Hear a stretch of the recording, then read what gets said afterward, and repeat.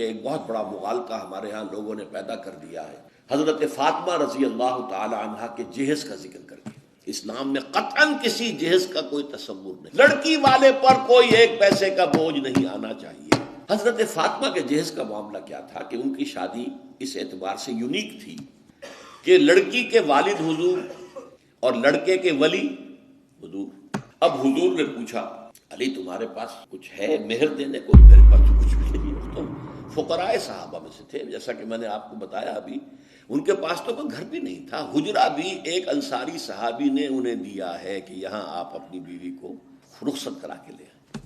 فرمایا تمہارے پاس ایک زرہ ہوتی تھی، جاؤ اسے بیچو۔ وہ گئے اپنی زرہ لے کر بازار میں آواز لگائی، حضرت عثمان نے خرید لیا اور بعد میں پھر واپس کر دی۔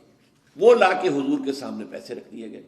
حضور نے کچھ تو گھر کے اندر بھجوائے کہ فاطمہ کے لیے کوئی خوشبو، کوئی تیاری، کوئی اچھے کپڑے کو بنائے، اور باقی سے وہ سامان بنا دیا۔